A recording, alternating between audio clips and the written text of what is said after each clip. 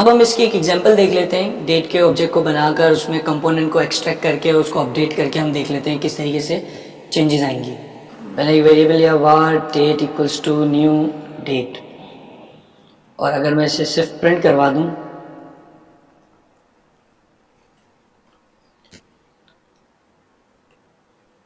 तो पहले हमें डेट नज़र आ जाएगी थर्सडे नवंबर 21, 2019।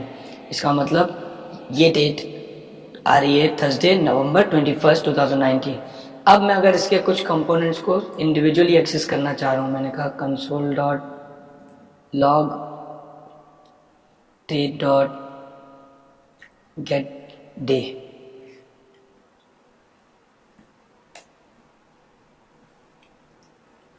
गेट मंथ,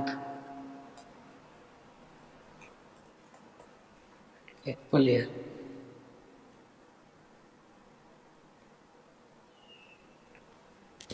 अब देखें 4/10/2019 डे यानी कि डे ऑफ वीक, हफ्ते का कौन सा दिन है। क्योंकि ये जीरो इंडेक्सिंग शुरू होती है तो थर्सडे का मतलब है 5th डे ऑफ वीक, लेकिन क्योंकि जीरो इंडेक्सिंग है आपका संडे जीरो पर है, मंडे, ट्यूसडे, वेडनेसडे, थर्सडे। तो इस तरीके से आपका ये इंडेक्सिंग चल रही है। और आपका जो मंथ है नवंबर, एक्चुअली नवंबर 11th मंथ है लेकिन जीरो इंडेक्सिंग है तो ये 10 दिखा रहा है। ईयर 2019।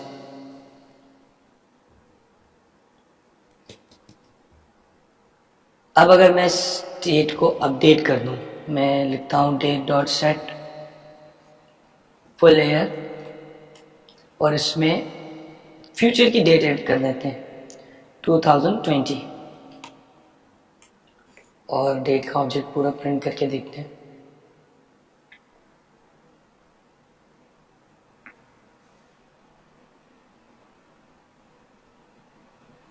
देखिए 2019 2020 में 21 नवंबर सैटरडे को आ रही है। तो आप ये इस तरीके से कंपोनेंट्स अपडेट कर सकते हैं। इंडिविजुअल कंपोनेंट आप डेट की अपडेट करेंगे और उसको एक्सेस कर सकते हैं। इसमें एग्जैक्टली आप इवन आवर्स भी अपडेट कर दें। डेट डॉट आवर्स में आपने कह दिया 15,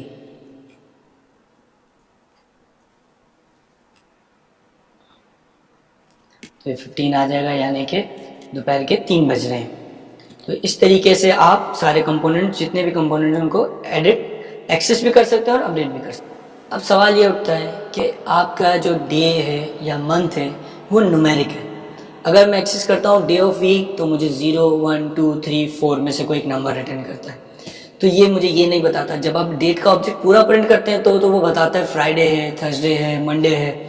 लेकिन जब मैं गेट डे करता हूँ तो वो मुझे न्यूमेरिक देता है 0, 1, 2, 3, 4, 5, 6 इस तरीके से। 0 का मतलब संडे, 1 का मतलब मंडे, 2 का मतलब ट्यूसडे और 6 का मतलब सैटरडे। तो इस तरीके से 0 से 6 तक आपको इन्फॉर्मेशन मिलती है। तो इसे आप अगर यूज़ करना चाह रहे हैं किसी भी तरीके से इन्फॉर्मेशन को डिस्प्ले करवाने के लिए, प्रिंट करने के लिए, कोई भी काम आपने करना है तो आप नंबर नहीं चाह रहे, आप एक्चुअली डे ऑफ वीक चाह रहे हैं, मंडे, ट्यूसडे, वेडनेसडे, तो आप इसको खुद से इम्प्लीमेंट कर सकते हैं। एक आप एरे बना लें, जैसे कि आप इस एग्जांपल में देखें, आपने एक एरे बना लिया। उस एरे में स्ट्रिंग में मंडे, ट्यूसडे, वेडनेसडे, संडे से लेकर, क्योंकि संडे 0 पर है और आपका एरे का पहला इंडेक्स 0 होता है, तो आपने Sunday, Monday, Tuesday, Wednesday, Thursday, Friday, Saturday set कर दिया।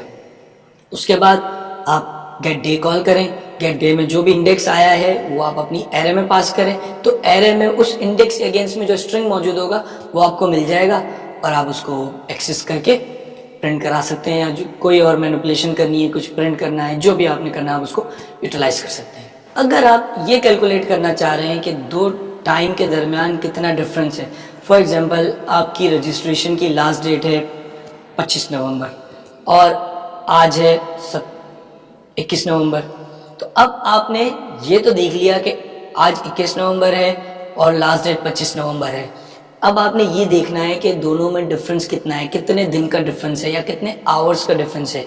तो आपको दो डेट के ऑब्जेक्ट चाहिए जिनको आप आपस में कंपेयर करके किसी तरीके से ये पता लगा सके कि इन दोनों के दरमियान डिफरेंस कितना है, कितने दिन का फासला है, कितने घंटों का फासला है।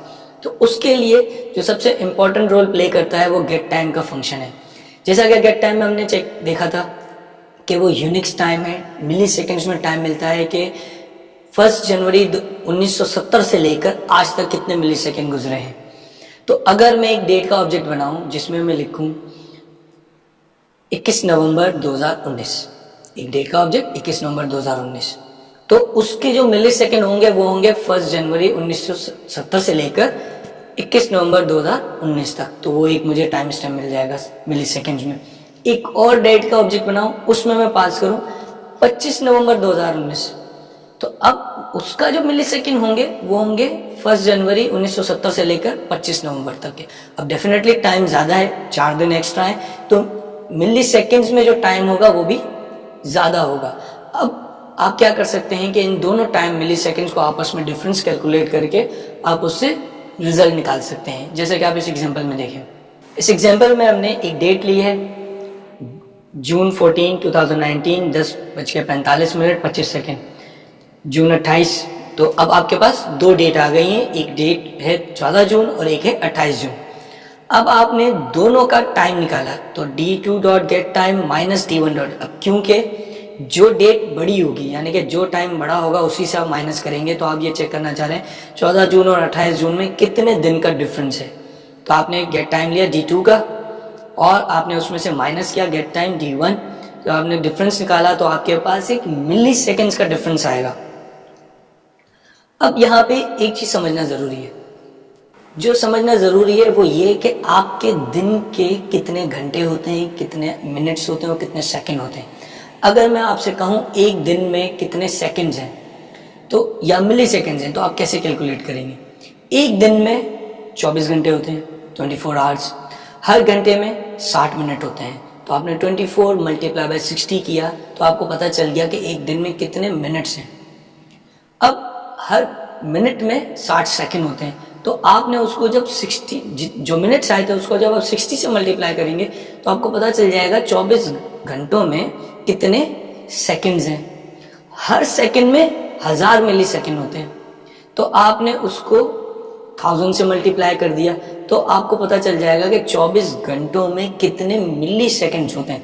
इससे आप ये निकाल लेंगे कि एक दिन में कितने मिली सेकंड होते हैं। जब आप दो टाइम का डिफरेंस कैलकुलेट करने जाएंगे, क्योंकि टाइम स्टैम्प आपको मिली सेकंड में टाइम देता है, तो आपने मिली सेकंड में टाइम निकाल लिया तो वो आपके पास मिली सेकंड आ गया। अब आप उसको डिवाइड कर सकते हैं आपके 24 multiply by 60 multiply by 60 multiply by 1000, तो ये आपको एक दिन का मिली सेकेंड दे देगा। जब आप उसको डिवाइड करेंगे तो जो आपके पास मिली सेकेंड आएंगे उसको आप डेज में कन्वर्ट करके देख सकते हैं कि कितने दिन गुजरे हैं। जैसा कि आप यहाँ पर देख रहे हैं, यहाँ पर हमने जो भी मिली सेकेंड्स आए थे उसको डिवाइड किया किससे, 1000 यानी कि 1000 millisecond multiply by 60 second multiply by 60 minute multiply by 24 hour यानी कि 1 डे। तो जो भी मिली सेकेंड थे उसको एक दिन के मिली सेकेंड से डिवाइड किया तो ये 14 आपके पास रिजल्ट आ गया।